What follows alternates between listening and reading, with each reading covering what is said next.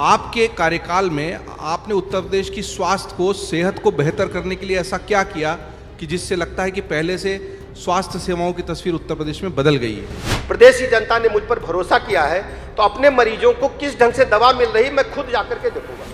ये जनता के पैसों को लूटने के लिए प्रोजेक्ट लाते थे, हम प्रदेश की जनता के हित के लिए प्रोजेक्ट लाते हैं। 8,000 रुपया महीना महिलाओं के खाते में फटाफट सटासट खटाखट। अब पैसा मिला नहीं तो पार्टी कार्यालय घेरा गया, तो कह रहे वो तो चुनाव की बात। जब जीजा फूफा आते थे पूछते थे बत्ती दिन की है कि रात की, पूछिए जरा। माफिया डांस से लेकर सामान्य जनता तक ने अगर अपराध किया है तो उसे कानून के तहत कड़ी सजा दी है, किसी को बख्शा नहीं है। आपका स्वागत है अमर उजाला परिवार की ओर से। धन्यवाद। आप चूंकि विषय उत्तर प्रदेश की तरक्की का है और ये पूरा संवाद उसी पर केंद्रित है कि हम सभी, अमर उजाला भी, हमारा भारत देश भी, उत्तर प्रदेश भी, सब एक स्वर्णिम शताब्दी की ओर बढ़ रहे हैं अमृतोत्सव के साथ। तब हम जब स्वास्थ्य सेवा की बात करते हैं तो आपके कार्यकाल में आपने उत्तर प्रदेश की स्वास्थ्य को, सेहत को बेहतर करने के लिए ऐसा क्या किया कि जिससे लगता है कि पहले से स्वास्थ्य सेवाओं की तस्वीर उत्तर प्रदेश में बदल गई है? उत्तर प्रदेश का हेल्थ इंफ्रास्ट्रक्चर पूरी तरह से बदल चुका है। सबसे पहले मैं मेडिकल एजुकेशन की तरफ आऊँगा। जब 2017 में हमें काम करने का अवसर मिला, हमारे पास मात्र 12 मेडिकल कॉलेज सरकारी क्षेत्र में थे और निजी क्षेत्र में भी कुछ मेडिकल कॉलेज थे। हमारे सामने सबसे बड़ी चुनौती थी चिकित्सकों की तैनाती और उनकी उपलब्धता। पूरे देश के पैमाने पर इस बात की चर्चा है, चिकित्सकों की भारी कमी थी। लेकिन मैं कह सकता हूं 2017 के बाद से आदरणीय प्रधानमंत्री नरेंद्र मोदी जी के मार्गदर्शन में हर जिले में मेडिकल कॉलेज बने। उस दिशा में हमारी सरकार ने गंभीर काम किए हैं। आज 2017 से तुलनात्मक दृष्टि से आज हमारे पास 80 मेडिकल कॉलेज पूरी क्षमता के साथ काम कर रहे हैं मात्र इन 8 वर्षों में। और कुछ जिले बचे हैं, उन पर भी हम शीघ्र ही प्रदेश की जनता के समक्ष जानने वाले हैं। पीपीपी मोड पर हमने टेंडर कर दिया है, कुछ जिलों का एग्रीमेंट हम करने वाले हैं, शेष का भी कुछ समय बाद हम करेंगे। इसलिए टोक रहा हूं कि अपने उद्घाटन उद्बोधन में भी योगी आदित्यनाथ जी ने कहा कि इसके पहले की जो सरकारें थी उसमें एक जिला एक माफिया के लिए उत्तर प्रदेश की पहचान थी और हमने उसमें एक जिला और मेडिकल कॉलेज में उस पहचान को बदल दिया। अखिलेश यादव जी इसी मंच पर थे और मैंने ही उनसे पूछा कि भाई इस तरह की बात कही जाए, तो उन्होंने कहा कि नहीं, मेडिकल कॉलेज या तो बने नहीं हैं, बने हैं तो अधूरे हैं, उसमें डॉक्टर नहीं है, मशीनें नहीं हैं, वो काम नहीं करते हैं। उन्होंने जौनपुर के मेडिकल कॉलेज का यहाँ पर मंच से नाम लेकर उदाहरण दिया। अच्छा है कि इसके ठीक बाद ही आप आ गए हैं। तो आप, उन्होंने आरोप लगाया है कि ये केवल गिनाने के लिए मेडिकल कॉलेज बने हैं और जो बिल्डिंगें थी पुरानी उनकी बनाई हुई वो भी नहीं चल रही। मेडिकल कॉलेज कोई पॉकेट में रखी हुई वस्तु नहीं है। मेडिकल कॉलेज पूरी दुनिया देख रही है। एमबीबीएस की सीटें 3 गुनी हुई हैं और एमबीबीएस की सीटें भी उत्तर प्रदेश सरकार क्रिएट नहीं करती है। नीट का इम्तहान होता है, पूरे देश के पैमाने पर इम्तहान होता है। हमने एमबीबीएस की सीटों में लगभग 3 गुना वृद्धि कर ली है। क्योंकि मेरे पास डेस्क से आंकड़ा आया था, मैं गलत नहीं पढ़ दूं इसलिए इसमें आंकड़े पढ़ रहा हूं। इसमें यह है कि आपने जो कहा 1 डिस्ट्रिक्ट 1 मेडिकल कॉलेज में, लेकिन स्वास्थ्य संस्थानों में स्वास्थ्य कर्मियों की कमी है। सिर्फ डॉक्टरों की कमी को लें तो 2022 तक पब्लिक हेल्थ सिस्टम में 38% चिकित्सक कम रहे। इसके अलावा 40% नर्स कम थी और 28% पैरामेडिक कम थे। ये आंकड़े मैं पढ़ रहा हूं। नहीं, आप आंकड़े बता दें। कंपनी शुरू करते हैं तो क्या करते हैं कि पूरी कंपनी वो 5 स्टार रैंकिंग में फर्स्ट डे से हो जाती है क्या? अगर अमर उजाला का प्रकाशन 48 में शुरू हुआ होगा, आज अमर उजाला समाचार जगत में बट वृक्ष है। 48 में क्या स्थिति रही होगी बताइए जरा मुझे। आप बताइए। आप ये कह रहे हैं कि शुरुआत है और इसमें वक्त लगेगा? हम नहीं, आप प्रदेश की जनता से पूछिए। वैसे 48 में अमर उजाला की क्या स्थिति रही होगी? जब कोई बच्चा कंसीव होता है, 9 महीने में उसको जन्म मिलता है, फिर धीरे धीरे बड़ा होता है, क्या कोई भी शुरुआत भी नहीं करेगा? समाजवादी पार्टी की सोच क्या है कि केवल 17 ही मेडिकल कॉलेज स्टेट में हो, 12 ही मेडिकल कॉलेज स्टेट में हो? एक दिन तो किसी को आगे आना पड़ेगा। और जहां तक संसाधनों की बात है, पहले से लाख गुना बेहतर संसाधन इंटायर स्टेट में है। समाजवादी पार्टी के शासनकाल में मैं तो आरोप लगाना नहीं चाहता, लेकिन आपने छेड़ा है तो मैं कह देता हूं। देखिए, उन्होंने कहा, मैंने तो आपके सामने मैं स्पष्ट कर दे रहा हूं। प्रदेश की जनता को खुद जाकर के मौके पर देखना चाहिए। जौनपुर मेडिकल कॉलेज की चर्चा उन्होंने की। अच्छा हुआ उन्होंने हमें मुद्दा दे दिया। आप इसको छापिएगा जरूर, जो सब छपेगा और जौनपुर लाइव भी जा रहा है। मेडिकल मैं कॉलेज, आपको बताऊं अभी लाइव जा रहा है, सब लोग लाइव मैं देख बता रहे रहा हैं। हूं, जौनपुर मेडिकल कॉलेज जी, समाजवादी पार्टी की सरकार ने क्रिएट किया, टाटा को काम मिला। टाटा कंपनी से जबरदस्ती किसको काम दिलाया तत्कालीन सरकार ने, ये उनसे पूछिए। और वो ठेकेदार बीच में छोड़ करके भाग गया। हमने एसआईटी बनाई और अतिरिक्त कैबिनेट से जाकर के पैसे स्वीकृत करा करके काम पूरा करा रहे हैं। ये जनता के पैसों को लूटने के लिए प्रोजेक्ट लाते थे, हम प्रदेश की जनता के हित के लिए प्रोजेक्ट लाते हैं। आप ये सवाल उनसे पूछिए, और ना हो तो उनको मेल कर दीजिए। किस टाटा कंपनी को आपने काम दिया था, टाटा कंपनी से किन यादव जी को काम आपने दिलाया था, यादव जी छोड़ करके काम क्यों भाग गए, आप पूछिए उनसे। और काम किसने दिलाया था? मुख्यमंत्री आवास में पंचायत हुई थी, टाटा कंपनी पर दबाव डाल करके काम लिया गया था। आप टाटा कंपनी के उस समय के अधिकारी को इंटरव्यू करिए इसी मंच पर, और दूध का दूध पानी का पानी हो जाएगा। तो ब्रजेश जी से बात करने का यही आनंद है कि आंकड़े इनकी जबान पर होते हैं और इनके दिल में जो होता है वही जबान पर होता है और वो खुलकर सामने आ जाता है। ब्रजेश जी आपने अपनी तरफ से पूरी बात रखी, और यही एक और आपकी अदा है, आपकी स्टाइल है। आपको है ना छापामार स्वास्थ्य मंत्री भी कहा जाता है। आप मेडिकल कॉलेज छापे भी मारते हैं, एकदम औचक निरीक्षण करते हैं। मैं कर दूं, देखो ये हम जो है ना, आप अमर उजाला का यहाँ कार्यक्रम क्यों कर रहे हैं कि यहाँ का एडिशन है, हाँ? यहाँ थोड़ी कील कांटा दुरुस्त हो जाएगा। हमारी जिम्मेदारी है कि अपने अस्पतालों को डाउन द लाइन हम देखें, और ऐसे देखें कि ये न लगे कि विजिट घोषित है। जब घोषित विजिट होती है तो प्रशासन लग जाएगा, पुलिस खड़ी हो जाएगी, चूना डालेंगे, दरी बिछाएंगे। हमें भैया कुछ नहीं चाहिए, हम साधारण कार्यकर्ता हैं। प्रदेश की जनता ने मुझ पर भरोसा किया है, तो अपने मरीजों को किस ढंग से दवा मिल रही मैं खुद जाकर के देखूंगा। और इसमें कोई भी आरोप लगाए मैं स्वीकार करता हूं, मैं जाता हूं और भी अधिक जाऊंगा।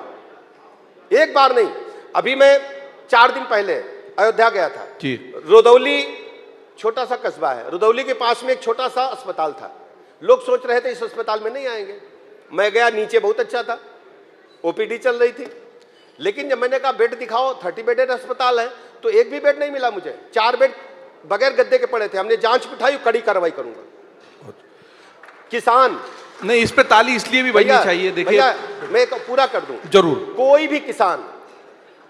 भी किसान अगर खेत की मेड़ पर सुबह नहीं जाता है तो खेती उसके बस की बात नहीं है। तो मैं अपने अस्पतालों का जिम्मेदार हूं, मैं जाऊंगा, अपने अस्पतालों को देखूंगा, चाहे टर्सरी केयर के अस्पताल हो, चाहे प्राइमरी हेल्थ सेंटर हो, हम सब में बराबर जाते हैं। कई बार खबरें आती हैं और सैकड़ों बार नहीं आती हैं। हम सभी अस्पतालों में प्रतिदिन 3-4 अस्पताल में देखता हूं। तो ऐसी छापामारी तो अच्छी होती है, और हम चाहेंगे कि इस छापामारी के कारण उत्तर प्रदेश की स्वास्थ्य सेवाएं सुधरे, और एक जो पहचान रही कि बड़े छोटे तो छोड़ दीजिए, गांव कस्बे के तो मरीजों को छोड़ दीजिए, बड़े शहरों के लोगों को भी बड़े शहरों की तरफ जाना पड़ता था। कानपुर से भी हुआ, आगरा से भी हुआ, तो एम्स में जा रहा है, दिल्ली में जा रहा है। उस स्थिति को बदलने की जरूरत थी। मैं पूरी बात बता दूं आपको। मेडिकल एजुकेशन में हमने मेडिकल कॉलेज के साथ में नर्सिंग कॉलेज पैरेलल खोले हैं, पैरा मेडिकल के लिए भी कॉलेज खोले हैं। जहां तक चिकित्सा स्वास्थ्य विभाग की है, 5000 की आबादी पर स्वास्थ्य उपकेंद्र, हेल्थ वेलनेस सेंटर, स्वास्थ्य आरोग्य मंदिर पूरे स्टेट में 25,000 से अधिक हैं। 5,000 हमने अभी स्वीकृत किए हैं।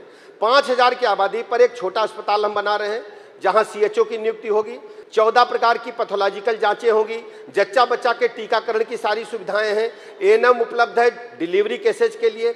इसके अलावा 58 प्रकार की दवाइयां उपलब्ध हैं और पूरी सुविधाएं निःशुल्क हैं। इसके बाद पीएचसी हमारे पास लगभग 3,500 हैं, उनमें भी प्राथमिक चिकित्सा के सारे संसाधन उपलब्ध है, पूरी दवाइयां उपलब्ध है। हमारे पास डिस्ट्रिक्ट हॉस्पिटल 85 है, 75 जिले लेकिन 85 डिस्ट्रिक्ट हॉस्पिटल है उस लेवल के। महिला अस्पताल किसी जिले में अतिरिक्त है, उस वजह से 85। वहाँ हमारे पास सभी सुविधाएं उपलब्ध है, सारी दवाइयाँ उपलब्ध है। जहाँ तक विशिष्ट श्रेणी के हमारे 200 से अधिक अस्पताल हैं, वहाँ सभी चिकित्सा व्यवस्था सुचारू रूप से चल रही है। आज आप देखेंगे तो हमारे अस्पतालों में कोई भी सरकार, आप समाजवादी पार्टी को मेल करके पूछिएगा, आपकी सरकार में पुराने डॉक्यूमेंट देख के बताते हैं एक दिन में कितने मरीज आते थे। हमारे पास डॉक्यूमेंट है, प्रतिदिन कितने मरीज मेरे अस्पताल में आ रहे हैं, मैं रोज का आंकड़ा मंगवाता हूं। आज हमारे पास 1,79,000 मरीज अस्पताल में आए हैं। आज गुड फ्राइडे की छुट्टी है। 1,79,000 मरीज हमारे अस्पतालों में आए हैं। 12,000 मरीज एक्सीडेंटल हैं, जो चोट लगने के कारण रोड एक्सीडेंट, आग लगने की वजह से छत से गिर गए, पानी में डूबने की वजह से 12,000 मरीज हैं। 8,000 मरीज हमारे पास गंभीर रोगों से ग्रसित आए हैं, किडनी, लीवर, हार्ट अटैक या अन्य गंभीर रोगों से ग्रसित होकर के आए हैं। 5,000 ऑपरेशन निःशुल्क आज हमने किए हैं। ये आंकड़ा अगर समाजवादी पार्टी सहित किसी सरकार के पास हो, पूछ लीजिए, आप मुझे बताइए। अच्छा लगता है जब प्रतिदिन हम रोज आंकड़ा मंगाते हैं कि आपके अस्पताल में कितने मरीज आए, कितने को दवा दिया। और डायलिसिस के लिए पहले बड़े अस्पतालों में डायलिसिस होती थी, बड़े जिलों में, आज 75 के 75 जिलों में 10 बेड डायलिसिस के पूरे प्रदेश में उपलब्ध है। प्रेगनेंसी के दौरान हमारी बहनें अल्ट्रासाउंड के लिए चक्कर लगाती थी 3 बार अस्पतालों के। सभी को पता रेडियोलॉजिस्ट की कमी है, हमने प्राइवेट रेडियोलॉजिस्ट को इम्पैनल किया है और उत्तर प्रदेश सरकार के खाते से पैसा कटेगा। हम बारकोड अपनी बहन के खाते मोबाइल पर भेजते हैं, मोबाइल पर बारकोड स्कैन करते हुए सरकार के खाते से पैसा कटता है। हमारी बहन जो प्रेगनेंसी के दौरान अल्ट्रासाउंड कराने गई, उसे कोई पैसा दे नहीं होता है। ये सुविधाएं उत्तर प्रदेश देने वाला पहला राज्य है। बहुत अच्छी बात है कि सरकारी छुट्टी के दिन सरकार का मंत्री पूरे आंकड़ों के साथ हाजिर है कि आज क्या हो रहा है। अब सरकारी छुट्टी पहले की तरह नहीं रही, सरकार को इस अंदाज में देखकर अच्छा ही लगता है। मैं आपसे वैसे एक और सवाल पूछूं, आंकड़े उसके भी हैं मेरे पास मेरे मोबाइल में। वो जो आंकड़े मैं पढ़ रहा था वो 2022 के, मैं उम्मीद करता हूं 25 में तस्वीर बदल गई होगी। लेकिन एक और आंकड़ा मेरे पास आया है हमारी डेस्क से, ये बताता है कि स्वास्थ्य सुविधाओं के लिए जो आवंटित राशि वो भी पूरी खर्च नहीं हो पा रही, वो राशि लोगों को पता नहीं है। इसीलिए तो पूछ रहे हैं ताकि सच सामने आए। जो समाजवादी पार्टी के लोग हैं या अन्य इस प्रकार की जो चर्चा चलाते हैं, हम 60-40 के आधार पर काम करते हैं। 60% भारत सरकार देती है, 40% हम देते हैं। जो भी प्रोजेक्ट भारत सरकार हमें पैसा भेजती है उसके लिए 40% धनराशि हम आरक्षित हमेशा ऑलरेडी बजट में रखते हैं और ये सभी केंद्रीय योजनाओं में होता है। ये वो पैसा है, जैसे ही केंद्र सरकार से पैसा आता है हम अपना हिस्सा डाल करके काम शुरू कर देते हैं। आज आयुष्मान आरोग्य योजना में 9,000 करोड़ रुपए का पेमेंट उत्तर प्रदेश सरकार ने उन मरीजों को किया है जिनको 5 लाख तक के निःशुल्क इलाज की गारंटी दी है। वो पैसे 40% पैसे वही है जो हम सुरक्षित अपनी निधि में रखते हैं, वो पैसे हैं। वो ये स्वास्थ्य नीति कहती है कि 2.5% जो है जीडीपी का होना चाहिए, अपने यहाँ 1.1% खर्च हो पा रहा है। मतलब जो नॉर्म बने हुए हैं, जो हमारे पास पैसे से अधिक महत्व इंफ्रास्ट्रक्चर का है। मान लीजिए आपने पैसे रखे हुए हैं, आपके पास दाल चावल है लेकिन प्रेशर कुकर या बटुइया बनाने के लिए नहीं है, तो क्या करोगे? तो पहले तो हम डॉक्टर बनाएंगे, फिर बिल्डिंग बनाएंगे, फिर उसके बाद पैसे खर्च करेंगे। जिस गति से स्वास्थ्य का इंफ्रास्ट्रक्चर उत्तर प्रदेश में बढ़ा है, तुलनात्मक अध्ययन आप 17 से पहले की और आज की करें, आप मानेंगे कि उत्तर प्रदेश सरकार ने आमूलचूल परिवर्तन हेल्थ सेक्टर में किया है। अब अच्छी बात है। मैं तो जो रिपोर्ट्स और आंकड़े हैं ब्रजेश जी वही सामने, कैग की एक और रिपोर्ट है जो ये कहती है कि दवाइयों की, जरूरी दवाइयों की सप्लाई में दिक्कत है और कमी है दवाइयों की। हमारे पास कोई दवाई की कमी नहीं है। आज आप बैठे हैं, हमने एक ऐप डेवलप किया, ऑनलाइन है, जो डॉक्टर दवाई स्टोर से उठाएगा, हम मानते हैं वही मरीज देख रहा है। तो हमारे स्टोर को हमने ऑनलाइन किया हुआ है। हमने जो हमारे औषधि कक्ष हैं, पहले लखनऊ से सप्लाई होती थी, हर जिले में हमने औषध कक्ष बनाए हैं, स्टोर रूम, गोदाम बनाए हैं हर जिले में, और वहां से हम सप्लाई करते हैं, उसको ऑनलाइन जोड़ा है। जो चिकित्सक दवाई ले जा रहा है रेगुलर, हम मानते हैं यही मरीजों को देख रहा है, बाकियों को हम नोटिस देते हैं। ऐसी संख्या तो आप कह रहे हैं कैग की रिपोर्ट सही नहीं है? नहीं, मेरा मानना, मेरे पास जो आंकड़े हैं, हमारे पास दवाइयों की कोई दिक्कत नहीं है। चलिए, तो आपके हिसाब से नहीं है, कैग की रिपोर्ट में क्या दिक्कत है वो आगे समझेंगे। कैग की रिपोर्ट कितनी पुरानी है मुझे जानकारी नहीं है। ये हाल मतलब जो लेटेस्ट रिपोर्ट है वो है 2 साल पुरानी रिपोर्ट है, लेकिन उसमें यही कहा मेरे पास 2 साल पुरानी रिपोर्ट है। हमको 22 से काम करने का अवसर मिला है। हमारे पास किसी भी अस्पताल में कोई दवाई की कमी नहीं है। चलिए ठीक है। एक और बड़ी समस्या जो सामने आ रही है और आपने खुद भी उसकी जांच भी करवाई होगी कि जो सरकारी योजनाएं हैं उसमें भी घोटाला हो रहा है। जैसे नसबंदी की योजना में कागज पर ही नसबंदी पे नसबंदी हो रही है, देखिए, और उस पैसे का दुरुपयोग हो रहा है। जब बड़े परिवार में कहीं कोई गड़बड़ी होती है, आप देखते होंगे प्रतिदिन हम कार्रवाई करते हैं। हम अखबार को भी संज्ञान लेते हैं, लोकल रिपोर्ट्स को भी संज्ञान लेते हैं, मैं खुद विजिट कर रहा हूं, उनका भी संज्ञान लेता हूं। जो भी घटनाएं कदाचार की पाई जाती हैं, हमने कड़ी कार्रवाई की है। पहली बार हमने ऐसे 7,000 चिकित्सकों को चिन्हित किया जो ड्यूटी पर नहीं जा रहे थे। समाजवादी पार्टी बताए कि कितने चिकित्सकों को चिन्हित करके बर्खास्त किया था, हमने 1700 को बर्खास्त किया, वो शेष को नोटिस दिया है। जो काम नहीं करेगा, कदाचार करेगा, उसको हम प्रणाम करेंगे, भाई अपना काम करो, हमें अपना करने दो। नए चिकित्सकों को भर्ती करेंगे जो काम करना चाहते हैं। चलिए, स्वास्थ्य सेवाओं की बात हुई और आगे भी मैं कोशिश करूंगा 1-2 सवाल रखूं। लेकिन मूल मामला तो राजनीति का है। अब राजनीति में है तभी चुनकर आए हैं, जनता के बीच रहते हैं, हर किसी का फोन उठाते हैं, हर किसी से बात करते हैं, मेला लगा रहता है, तांता लगा रहता है, चुनाव जीतते हैं तभी मंत्री बनते हैं। आप बताइए 27 की क्या तैयारी है? 27 में भारतीय जनता पार्टी प्रचंड बहुमत के साथ एक तरफा चुनाव जीतेगी। समाजवादी पार्टी ने, अभी मंच पे अखिलेश जी थे, वो तो कह रहे थे हम जीत रहे मैं हैं। बता दूं, वो अगर पीडीए है, पीडीए चलेगा। आप एक काम सुनिएगा, पीडीए जानते क्या है? पीडीए केवल परिवार डेवलपमेंट अथॉरिटी है। आप सूची उठाइए, आप इनकी परिवार का इंफ्रास्ट्रक्चर देखिए, परिवार में कौन कौन है। परिवार में चाचा हैं, ताऊ हैं, भतीजे हैं, पत्नी हैं, उसके बाद परिवार थोड़ा एक्सटेंड होता है तो बुआ के लड़के हैं, मौसी के लड़के हैं, पड़ोसी है, खानदानी है। आप पूरी परिवार का इंफ्रास्ट्रक्चर उठाइए और उसको उठा करके उस आंकड़े को समाजवादी पार्टी के पदाधिकारियों में डाल दीजिए, केवल कट पेस्ट करिए, आपको कुछ उसमें एडिट करने की आवश्यकता नहीं पड़ेगी। किसी भी नाम को, सारे नाम परिवार के उठाएंगे, परिवार पार्टी में डालेंगे, सब सेट हो जाएंगे कि नहीं? आप बताइए जरा। तो आपने पीडीए का नया नामकरण कर दिया। आप बताइए। नहीं, हमने ये परिवारवाद का सवाल पूछा था, हमने तो सीधे उन्हीं से पूछा था। हाँ। हमने देखिए अमर उजाला का मंच है तो सीधे ही सवाल पूछे, बताइए। तो उनसे पूछा गया था और उन्होंने जो जवाब दिया वो अवेलेबल है। आप बताइए। हम अभी तो आपसे सवाल करें ना। मेरा ये मानना है, और प्रदेश की जनता बहुत बारीकी से देखती है जी। देखिए, प्रदेश की जनता को लोग समझते हैं कि वो आंखों पे पर्दा डाल करके बैठी है। प्रदेश जनता ये भी देखती है कि मैं क्या कर रहा हूं, मैं क्या खाता हूं, क्या पहनता हूं, कैसे मेरे आचरण हैं, और विपक्ष का भी आचरण वो अच्छी तरह प्रदेश जनता देखती है। चुनाव में आकर के इसी आधार पर मतदान होता। उत्तर प्रदेश की जनता, मैं कह सकता हूं कि इंटायर कंट्री में सर्वाधिक जागरूक जनता है और जनता समय आने पर निर्णय लेती है। इन्होंने लोकसभा चुनाव में जो नैरेटिव सेट करने का असफल प्रयास किया था, आपको भी याद होगा। वो भी मेरा सवाल था, चलिए जोड़ ही देता हूं। मैं बता देता कि आपका इतना नुकसान क्यों हुआ लोकसभा में? 37 सीटें आ गई उनकी। मैं स्पष्ट कर रहा हूं, मैं आ गया। फटाफट सटासट खटाखट रुपया खाते में आएगा, कौन बोला था? कौन बोला? राहुल गांधी बोले थे, और ये भी मंच पे थे। हाँ, 8,000 रुपया महीना महिलाओं के खाते में, फटाफट सटासट खटाखट। अरे भाई, बड़े भाई, आप इतने बड़ी पार्टी के नेता हैं, इंडी गठबंधन के लोग हैं, लोगों को गुमराह कर रहे हैं आप। जब पार्टी कार्यालय घेरा गया, फार्म भरवा लिए महिलाओं से, फार्म भरवाए कि 8,000 रुपया महीना आएगा, अपना नाम पता फोन नंबर डाल के दो, तो लोगों ने डाल दिया। अब पैसा मिला नहीं तो पार्टी कार्यालय घेरा गया, तो कह रहे वो तो चुनाव की बात थी। ये लोग वोट को ठगे हैं। और जनता के बीच में जाने लायक कोई 10 मुद्दे बता दें कि हमारी सरकार स्टेट में 4 बार रही, समाजवादी पार्टी की सरकार, कोई 10 काम वो बता दें जो जनहित में इन्होंने किए हों, जिसमें पार्टी और व्यक्तिगत कोई लाभ न लिया हो। खैर काम तो वो कहीं गिना रहे थे मंच से, उसमें मेरी बात सुनिए। अब वो कहेंगे कि हमने ये बिल्डिंग बना दी। स्टेट का विकास बिल्डिंग बनाने से नहीं होता है। स्टेट का विकास होता है कि आपके अंदर जिजीविका है उत्तर प्रदेश के नागरिकों को मुख्य धारा में लाने की नहीं।